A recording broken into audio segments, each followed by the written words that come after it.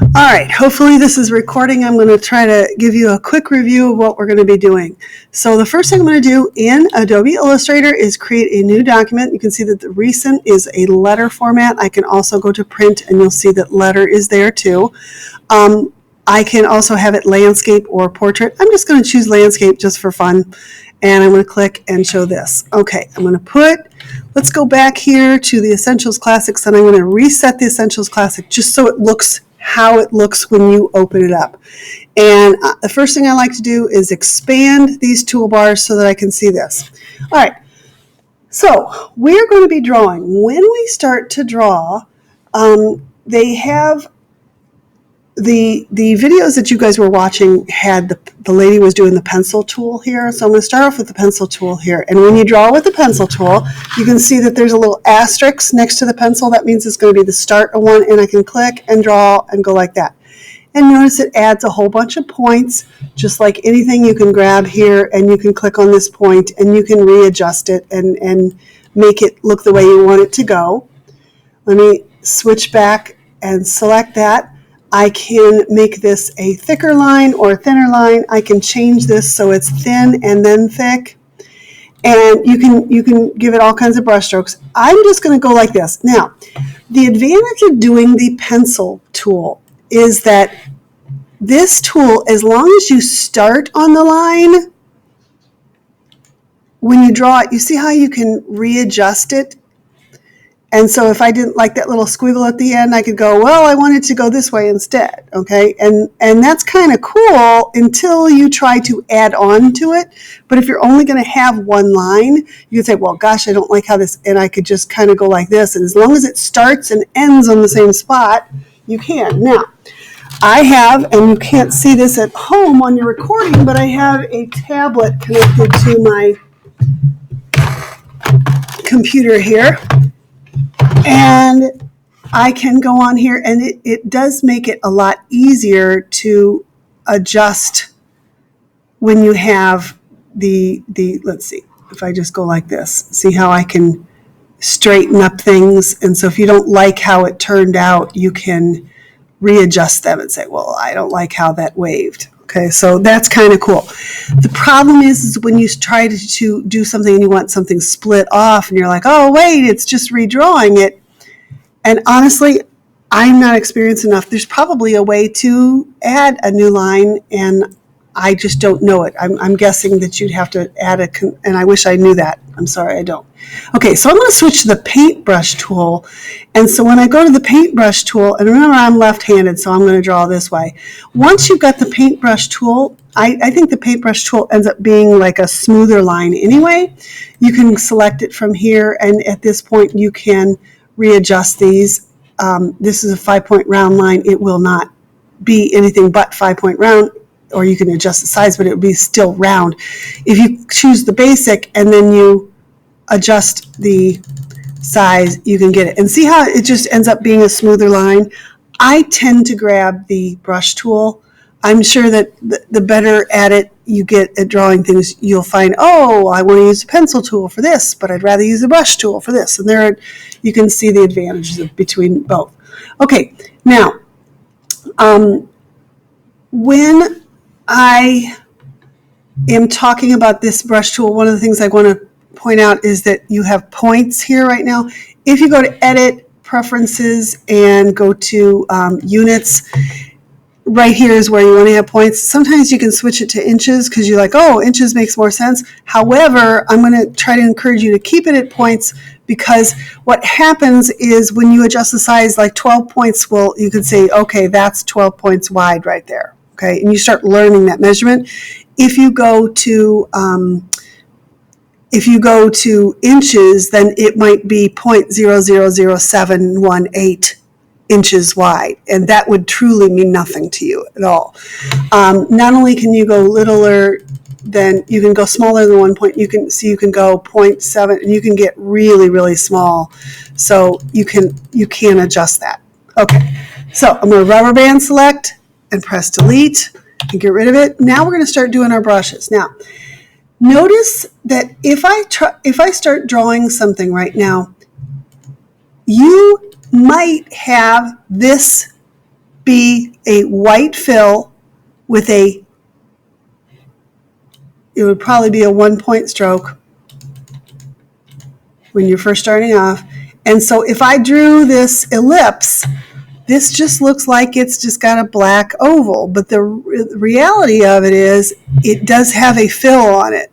And so my suggestion to you is you make sure that you switch this and make it have no fill. Because what we're going to do is we're going to be creating some brushes that create lines. And what you'll end up doing is having white being filled in on them. And it won't look as good. Plus, there's something else that won't look good on it later. So, okay, I'm going to switch to the paintbrush tool. No, well, I'll switch to the pencil tool, and I will again choose a little bit wider, and I'm just going to go here. Let's see, I'm going to go and draw a little circle, and another one, and I'm just going to draw a couple circles. Now, if you notice, I didn't join that one very well, so maybe I'll undo that one and I'll redo that. Now, there's nothing special about these. If I zoom in on it, you can see, boy, did I screw that one up, didn't I? So let's smooth this out a little bit. Remember, because it's the pencil tool, I can go like that and I can smooth it.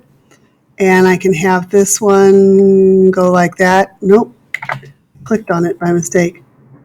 So there, I kind of joined it, and the smoother the action you use, the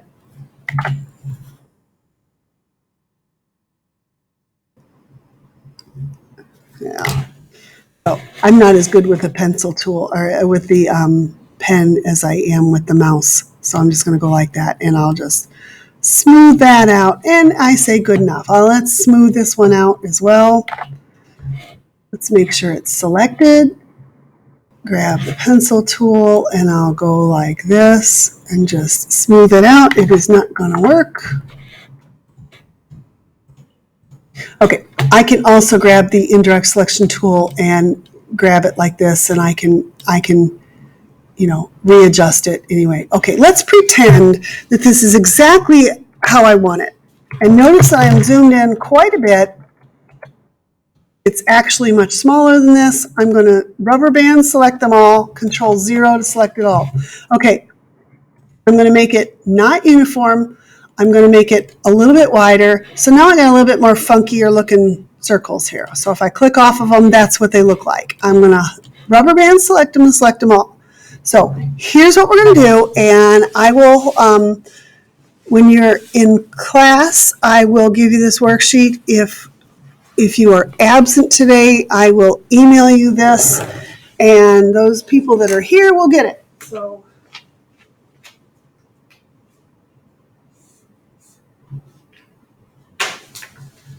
what it says here is step 1, draw the object you want. Notice there'll be a bunch of lines, not a shape. Step 2, select all by doing a rubber band select with the selection tool, and that's what I just did. And then step 3 says object expand appearance, and that's what I have highlighted, and then I have in the Pathfinder Unite. So let's do that. Okay, so I'm going to, I selected it all. Now I'm going to go to object, and then I'm going to come down to, what did I just say I was going to do? I'm going to go to object, and then expand appearance right here. Now, I want you to watch what's happening here. Let's even zoom in a little bit so you can really see what's going on. When I rubber band select all these, do you see how I have a line? I have just one path, and it's basically stroked on the outside of it, okay? Now, I'm going to, and let's make sure that that's selected with the correct selection tool. Now, I'm going to go to Object, Expand Appearance. Watch now what the paths look like. See how there's a path on the inside and the outside of that object? It is no longer an object that I can expand and change the shape of. It is now 2 lines that are forming to create that thing. And so then I'm going to go here to Window and Pathfinder to bring up the Pathfinder tool. That's this. This comes in really handy with Adobe Illustrator. And this one right here is unite. And when I click on this, now it just made this into one object. It becomes one thing, okay? All right, now I'm gonna scoot that to the side a little bit. I'm gonna come over here to my brushes panel. I'm gonna click and pull that out, and I'm gonna expand this. You can go and select all these and delete them later. The problem is if you clicked it right now, see how it just applied that stroke there? So I'm gonna Control Z and undo. So I would have to get rid of those ones beforehand or after. But right now, as I have this, I'm going to grab with the selection tool, I'm going to click and drag it over to the brushes panel. See how it has that little plus symbol right there? I'm going to let go. When I do, I'm going to say I want to create a pattern brush. And I'm going to click OK. Now, there's a couple really important things you have to do here. Number one, you need to give it a name. Do you remember when we were doing that tutorial earlier where we did the stitches and every single brush stroke that the guy had made was named stitches? Would it have been nice if we had stitches 1, stitches 2, stitches 3? So we need to be good brush designers and name it. So I'm going to call it Open Circles, and I'm going to call it Open Circles 01. Now, why 01? Well, because if you start listing them alphabetically 1, 2, 3, 4, 5, 6, 7, 8, 9, 10 would be all in order, but when you get to 10, it would actually alphabetically be 1, 10, 2, 3, 4, 5, 6, 7, 8, 9, and 11, it would go alphabetically, it would go 1, 10, 11, 2, 3, 4, 5, 6. So alphabetically, I always give a 0, 1 before everything so that I can go all the way up to 100 and it'll be in the correct order. Okay, so Open Circle 01 because I might have 99 of them, who knows. Scale. Right now I'm not going to change anything of that. We can later. Spacing. Spacing has to do with how close each of your designs going to go together. If I change this to like 50%, see how they're going to be much further apart? So most of the time you're going to want them at 0%, but there might be a time where you say, well, you know what, I kind of want it just a little bit of space, so maybe I want to have, like 1%. Okay, we'll see how this one looks in a second. I have a feeling this one might want it further apart. So I'm just going to keep it by the default. Another thing that you might adjust is the stretch to fit or add space to fit. If you click on it, you're not going to see a whole lot of difference here, but see right here in this corner, when I click add space to fit, see how it spaced them out a little bit? And I kind of like that a little bit. And you'll have to decide how you like it. I'm just going to put it by its default one. And then the other one you want to pay attention to is this one right here, and it's how the corners join. This is, the line starts here. It starts here, goes here, here, here, here, here. And you see how this is an inside edge of the line? See how they're far apart? So it doesn't join very well? If you click, this is auto sliced. If I go to here to auto center, sometimes it makes them, see how it changed a little bit here. If I go to auto in between, see how it joined a little bit again.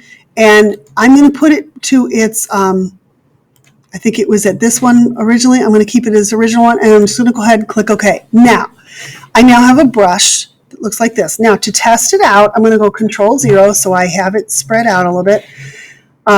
First of all, I made this really big, and so I might decide that I should have probably started off with it much smaller. So we'll see with that in a minute. But what I'm going to do right now is I'm going to create a couple of different lines. First, I'm going to make a brush stroke, okay?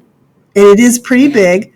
Let's double click on that, and let's make that a little smaller just to start off. It'll say, you have already used this brush. Do you want to apply it? Yeah, I'm going to say apply it to all the strokes. So there it is, a little bit smaller. I'm also going to make an ellipse and apply that brush stroke. And I'm also going to make a rectangle and apply that brush stroke.